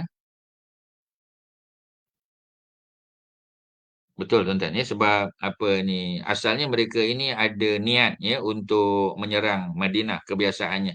Dan biasanya Nabi akan perintah mereka untuk apa? Untuk reach out, sebelum musuh datang, sebab bila musuh datang menyerang Madinah, damage ni lagi berat, ya. Jadi untuk mitigate damage tu, kita reach out mereka, ya. Kita kita berperang di luar, ya, seperti mana apa kita panggil, ya, kerajaan Byzantine, ya, dalam peperangan Tabuk sebagai contoh, ya. Nabi dapat maklumat yang sahih bahawasanya mereka nak serang Madinah. Jadi sebelum mereka sampai ke Madinah, Nabi dan para sahabat reach out mereka dulu, ya. Pergi sampai ke Tabuk, berperang di sana, ya. Dan sudah tentu, ya, ketika Nabi sampai itu bukan tujuan dia untuk saja-saja, bukan, memang, tapi di samping berperang sudah tentu sebahagian lagi adalah untuk dakwah, ya. Dan salah satu cara untuk dakwah itu kata Nabi tadi, seperti mana Nabi buat, ya, dan juga Abdul Rahman buat, ialah dengan berkahwin dengan anak perempuan pemimpin mereka, ya. Pemimpin pun dah masuk Islam, ya. Jadi ini satu cara, ya, untuk mendekatkan hubungan silaturahim, ya. Dan sudah tentu bila mereka ada hubungan persemendaan atas dasar perkahwinan, ini akan membuka ruang dakwah yang lebih luas lagi, tuan-tuan, ya. Jadi self defense dia bukan sebab mereka yang mula-mula, ya, berinisiatif untuk menyerang Madinah.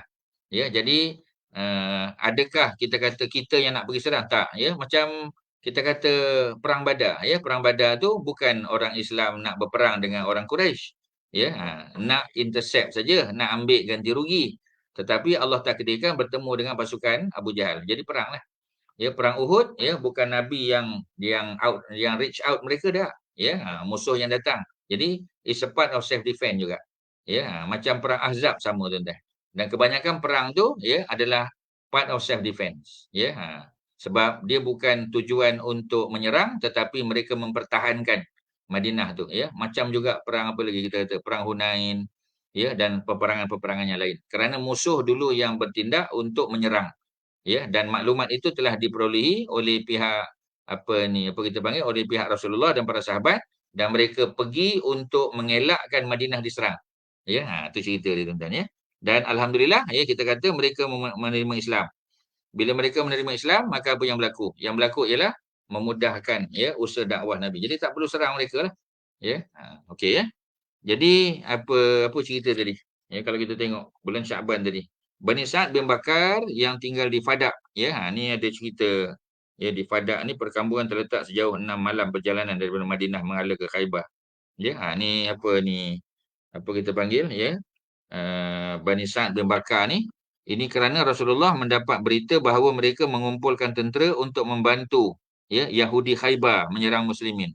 Jadi maknanya ada maklumat, ya, mereka mengumpulkan tentera untuk menghantar, ya, membantu Yahudi dalam perang Khaybar. Bantuan tersebut diberi sebagai balasan terhadap pemberian buah kurma Khaybar kepada mereka. Sebab Khaybar, ya, adalah tempat di mana Bani Nadir.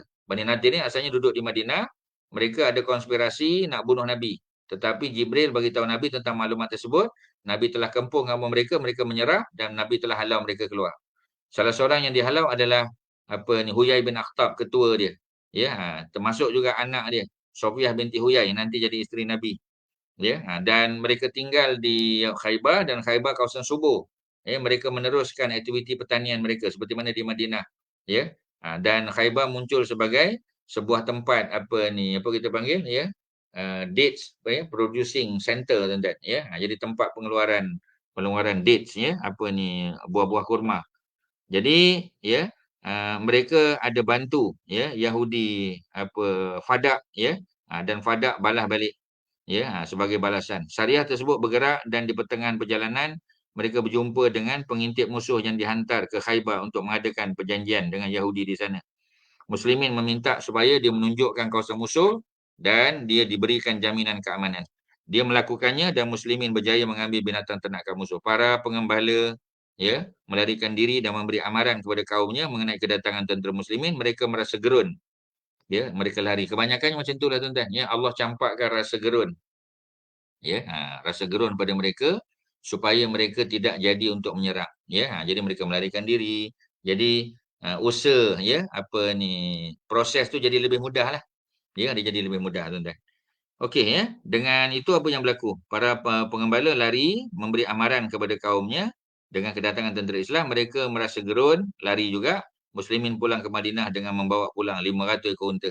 1000 ekor kambing. Ya, Allah telah menggagalkan usaha musyrikin dan mereka tidak berjaya menghulurkan sedikit pembantuan kepada orang-orang Yahudi. Sebab tujuan dia, bila mereka hantar bantuan kepada orang Yahudi, Yahudi ni jadi kuat.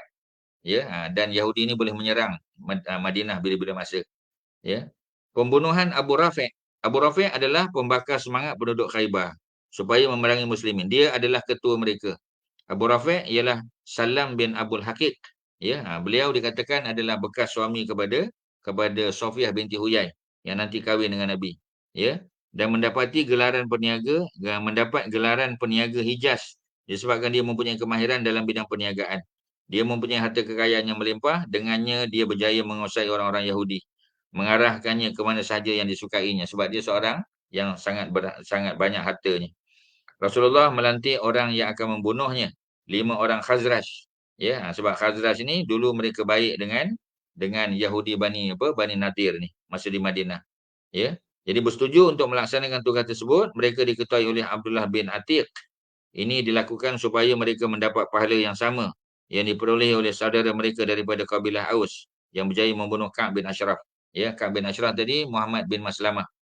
Ya, sekarang ni untuk apa? Ya, untuk mereka buat perkara yang sama, ya, daripada Khazraj, ya, tadi Aus, ya, ini Khazraj pula. Ketuanya adalah Abdullah bin Atiq, ya. Jadi di antara nikmat kurniaan Allah kepada Rasul ialah kabilah Aus dan Khazraj sentiasa, ya, berlumba-lumba dan berbangga sekiranya mereka dapat melaksanakan apa yang diingini oleh Nabi. Jadi Aus dan Khazraj ni dia ada apa kita panggil konstruktif punya competition lah, ya, masing-masing, ya, akan berlumba-lumba nak buat baik. Ya, nak membantu orang Islam, nak membantu Nabi, ya, sama ada dalam perang Badar, perang Uhud, ya, perang Khandaq dan sebagainya. Begitu juga dalam syariah, ya, yang dilancarkan oleh Nabi, ya, di luar Madinah, ya, untuk yang pertama menyekat kemarahan musuh yang bercadang untuk menyerang Madinah, ya. Yang kedua untuk ambil apa kita panggil harta sebagai ganti rugi, ya, dan seumpamanya, tuan-tuan. Jadi setiap kali kabilah Aus, ya, melakukan sesuatu perkara, maka kabilah Khazraj berusaha, ya, untuk melakukan perkara yang sama. Jadi mereka saling berlumba-lumba lah. Macam cerita kalau kita baca dalam kitab Syama'il Muhammadiyah, ya, cerita Al-Hasan dan Al-Husin yang masing-masing berlumba-lumba, ya, untuk mengetahui perkara yang berkait dengan datuk mereka Rasulullah. Ya, Hasan pun tanya maklumat daripada bapa dia Ali, Husin bersama. Mereka tanya pada anak-anak Khadijah yang juga pernah tinggal bersama dengan Nabi. Ya, tanya pada Hind contoh, ya, macam mana Nabi dulu di rumah, macam mana kalau Nabi nak keluar rumah apa Nabi buat, kalau di rumah, ya, apa yang Nabi lakukan, mereka tanya. Dan mereka saling berlumba-lumba, ya, dalam mengetahui tentang sunnah, tentang amalan-amalan Nabi, tentang kebiasaan Nabi, ya. Jadi mereka berlumba-lumba, berlawan-lawan, ya, satu sama lain. Ini satu apa kita panggil, ya, satu sikap yang sangat positif lah, tuan-tuan, ya, very constructive.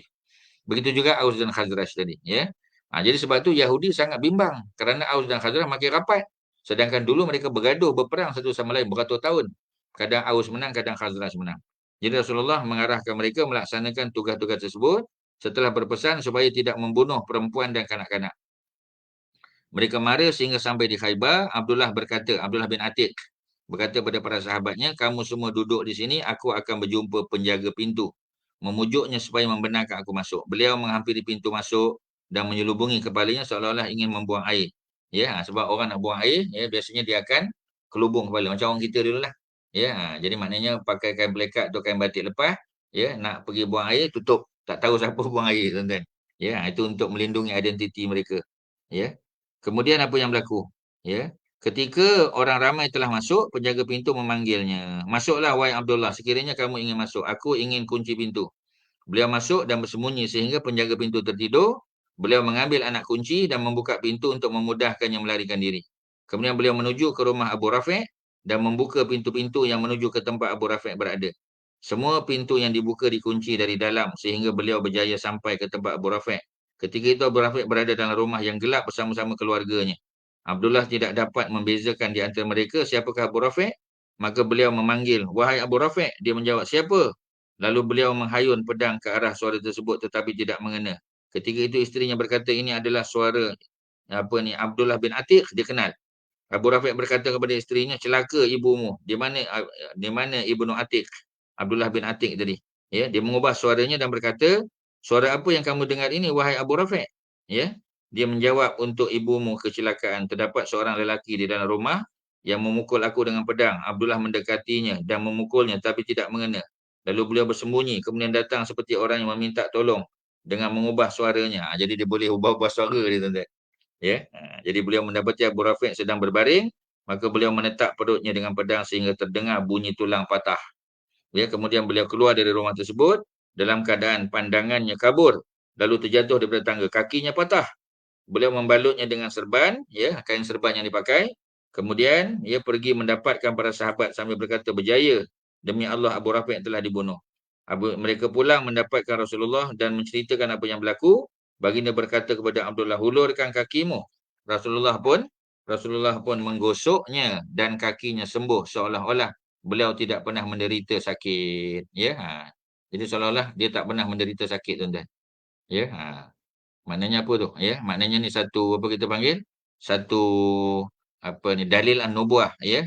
Tidak pernah mendengar sakit tersebut, kakinya lebih baik daripada sebelumnya. Macam Ali tadi kalau kita tuan-tuan ingat. Ya, dia sakit mata, dia datang masa perang Khaibar, Nabi Nabi apa? Nabi Ruqyah, ya, dengan air liur Nabi sembuh dan dia kata lebih lebih cerah daripada masa dia sebelum sakit tu. Lihatlah, semoga Allah memelihara kamu kepada sikap muslimin yang memandang mudah terhadap kesusahan yang dihadapinya. Patah kaki, selagi mana apa yang dilakukan adalah untuk keredaan Allah dan Rasul. Dengan itu Allah redha kepada mereka dan mereka redha kepada Allah. Radhiyallahu anhum ajma'in wa radu'an. Ya, jadi Allah redha kepada mereka semuanya dan mereka juga redha kepada Allah Subhanahu Wa Taala. Ini kita panggil sebagai apa, tuan-tuan? Sebagai, ya, apa ni, dalil an-nubuwah. Dalil an-nubuwah, tuan-tuan. Ya, jadi dalil an-nubuwah ni adalah apa? Ya, jadi apa? Dalil an-nubuwah ni adalah sesuatu luar biasa yang Nabi buat terhadap para sahabat, contoh untuk memberi kemudahan kepada mereka. Ya, dia bukan mukjizat. Kalau mukjizat dia ada apa? Ada elemen apa ni, mengalahkan musuh. Ya, ini bukan mengalahkan musuh. Ya, macam tongkat Nabi Musa mengalahkan ahli sihir. Ya, Nabi belah bulan dengan jari Nabi yang mulia. Itu termasuk apa kita panggil? Itu termasuk apa istilah dia? Ya, itu termasuk mukjizat. Tetapi macam air yang sedikit, ya, nak keluar daripada jari-jari Nabi, itu dalil an-nubuwah. Dalil maknanya bukti kenabian. Jamaknya dalail an-nubuwah. Ya, begitu juga benda-benda lain lah. Termasuklah apa ni, ruqyah dengan air liur Nabi sehingga sembuh mata Ali dan juga, ya, Nabi mendoakan, ya, kaki apa ni, siapa tadi, Abdullah bin Atiq, ya, sehingga sembuh, ya, malah lebih baik daripada sebelumnya lagi. Ya, dan ini adalah kelebihan yang Allah bagi kepada Nabi dan Rasul. Selain daripada mukjizat untuk mengalahkan musuh, ya, mereka juga dapat kelebihan dalam bentuk apa? Ya, dalam bentuk dalil an-nubuwah ataupun dalail an-nubuwah. Itulah, ya, yang boleh Ustaz sampaikan pada hari ini. Mudah-mudahan ada manfaat, tuan-tuan, ya. Dan yang baik datang pada Allah, kelemahan-kelemahan kita bersama. Wassallallahu ala sayyidina Muhammadin wa ala alihi wa sahbihi wasallam. Alhamdulillahirabbil alamin. Assalamualaikum warahmatullahi wabarakatuh.